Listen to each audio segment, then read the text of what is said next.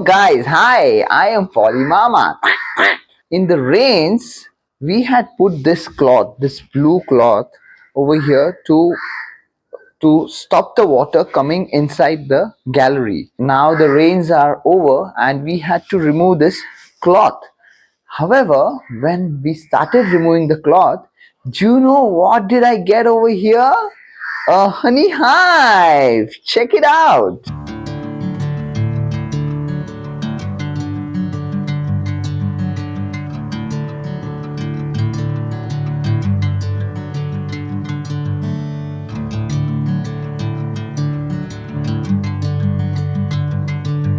This is a honey hive, and you see so many honeybees on that.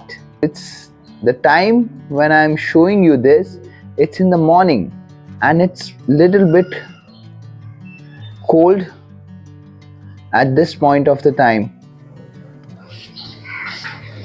So guys, before I tell you about this honey hive over here, I would like to tell you about honeybees.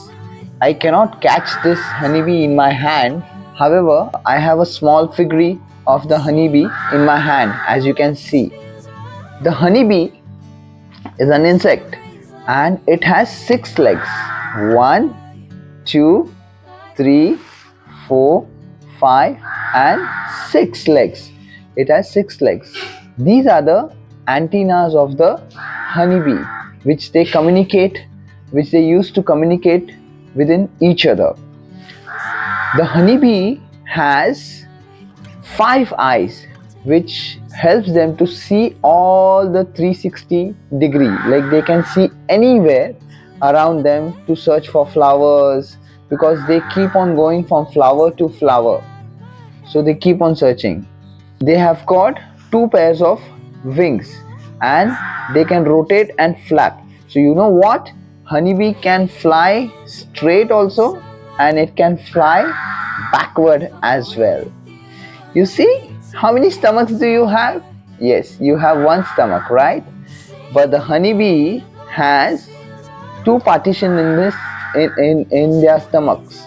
So one is the digestive system, which they eat and reproduce, and the other stomach which the honeybee has, it's to store the nectar which they get from the flowers.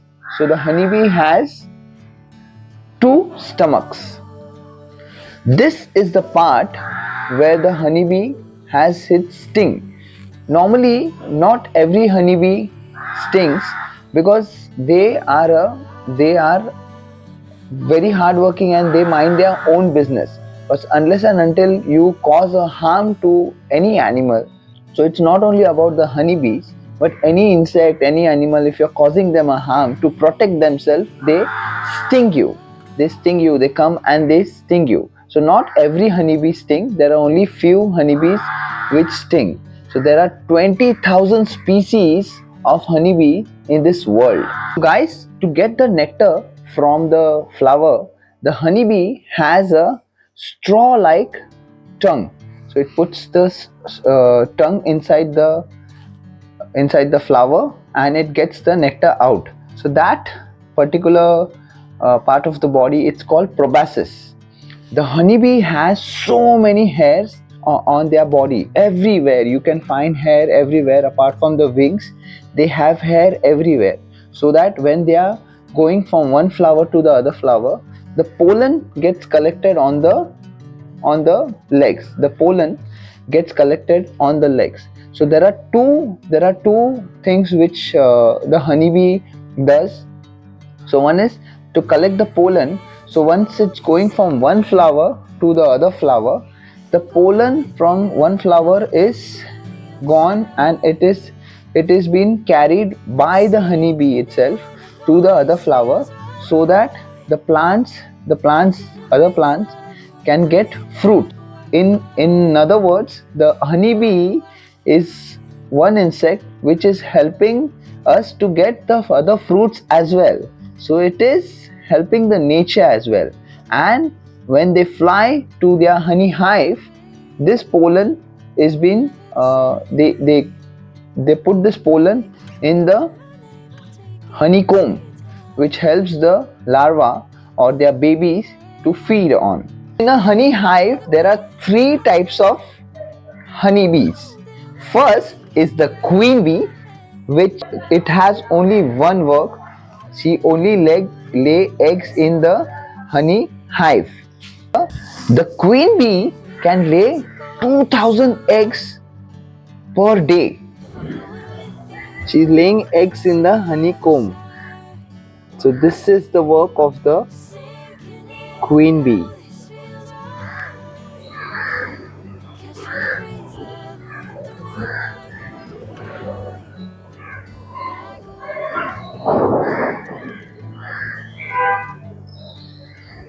The second are the drone bees, which are the male bees.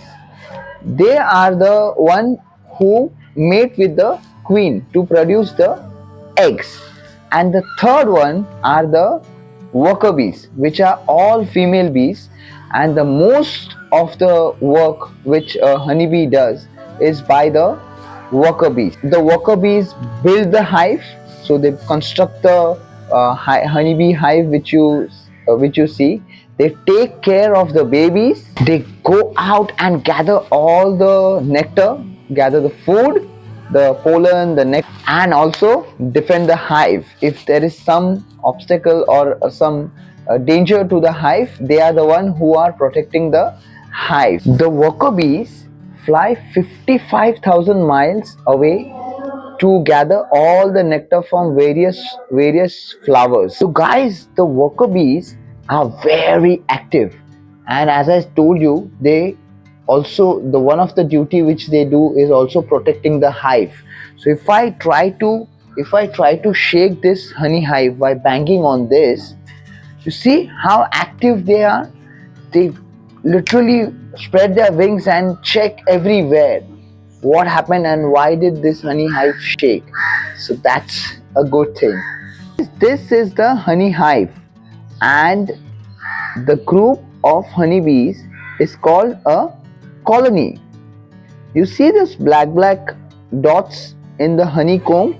So that's the larva, so that's the babies. So when honeybee, the worker bees go out, gather nectar and also the pollen, they drop it inside the honeycomb, and that is the food for the larva.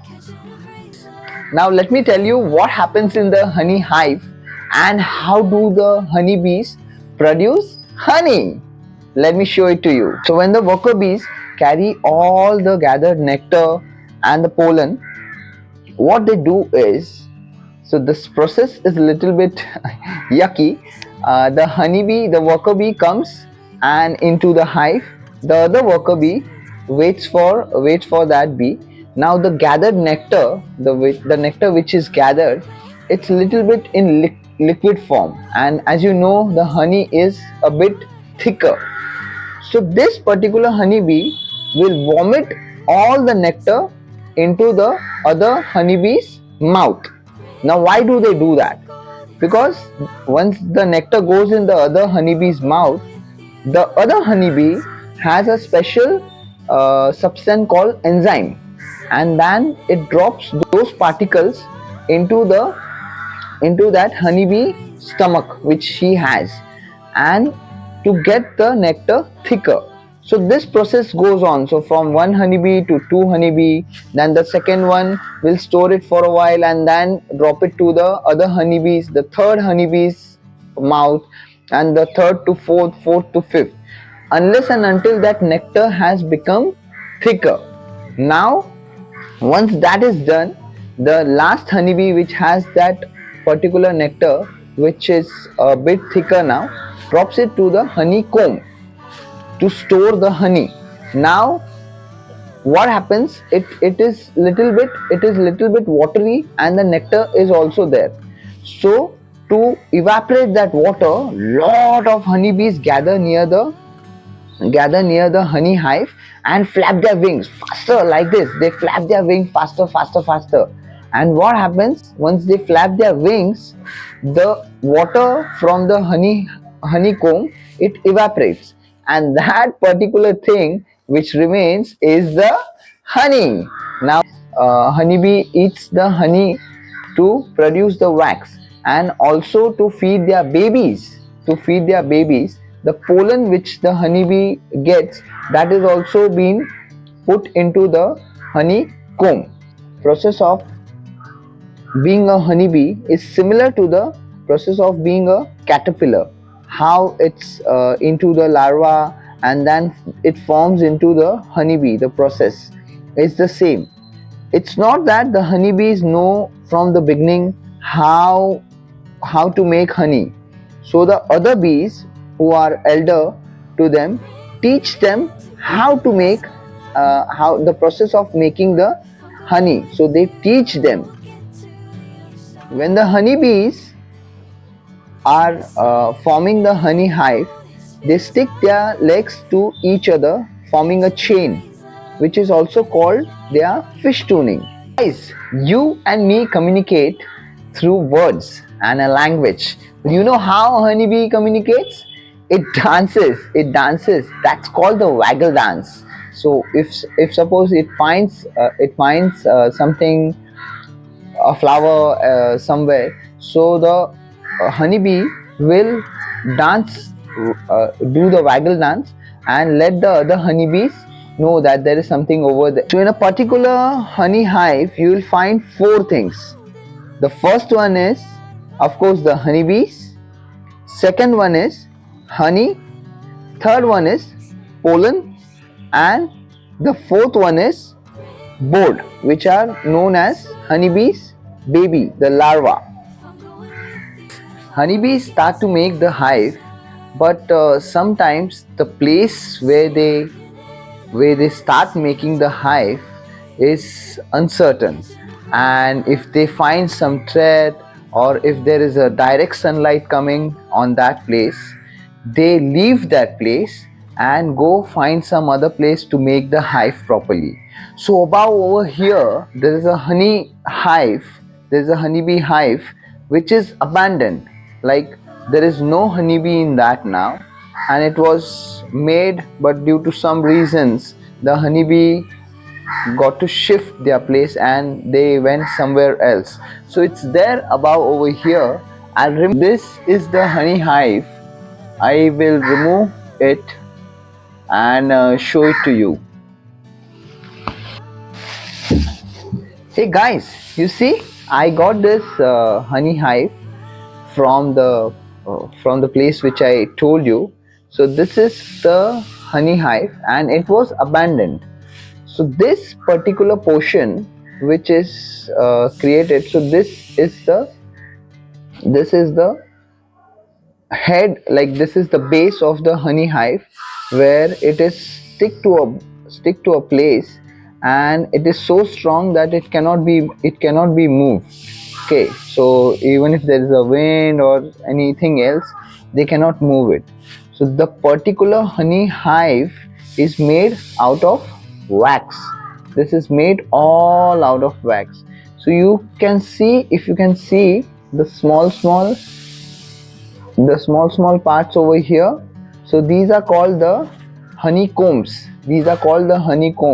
So this white particular portion, so I guess there were infants in this, and this particular portion is empty over here. The shape of the honeycomb is a hexagon shape. You can see it's a hexagon shape. So the honey hive is made up of wax.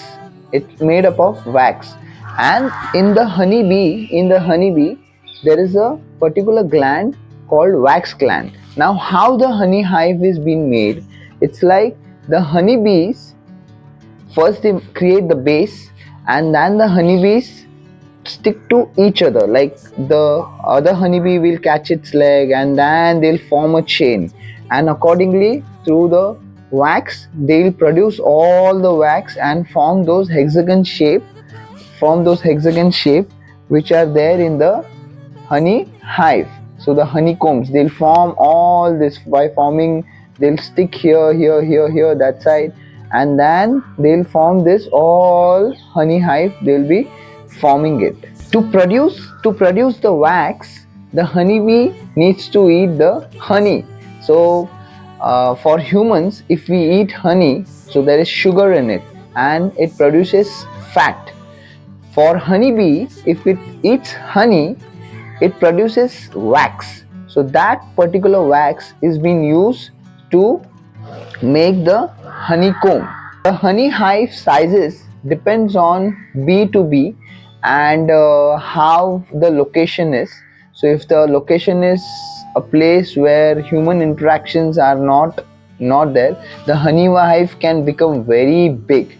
If there are places like houses or any other colonies, if we have honeybee there, then people call the professionals and tell them that please remove this honey hive from here and relocate it to the bee farming people do it. So the bee farming people relocate that honey hive to their particular farms, so that can be done. So the sizes vary from honeybee to honeybee. You know who was the first honeybee keeper? In Greek mythology, it has been said that Apollo was the first who started the beekeeping mythology. There are two types of bees. One is the honeybee and one is the bumblebee. The size of the bumblebee is bigger than the average size of the honeybee. The size of the queen bee a little bit bigger than the average size of the worker bee or the drone bees. So if suppose a beekeeper wants to shift the honey hive from one place to other place, what they do is they put the smoke on the honey hive, which calms the honeybee, and then they find the queen bee. Once they find the queen bee, they'll place the queen bee in the box. And now what happens, once the queen bee is placed into a box, the other worker bees and the drone bees will come finding queen bee, and then they'll get attached to her. This is how the process of one um, the bees of honey hive is transferred from one place to the other place. So you need to find the honeybee's queen first. Apart from the honey, the natural honey which we get from the honeybee, the wax is also very useful. So it can be used for making a lot of healthy body products. It can be used to make the wax candles, which is not harmful to the environment, and you can also make lip balms, various body products out of the honey hive wax. Guys, the honey is a gift of nature to us. It has lot of vitamins, minerals, and the honey has also got the medicinal benefits. So next time if you see a honeybee, don't run away from them.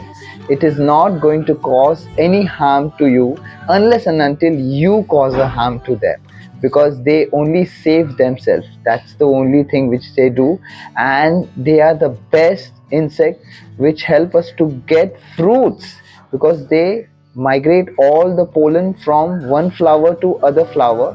They help in doing that, otherwise we won't be getting any other flowers or any other fruits.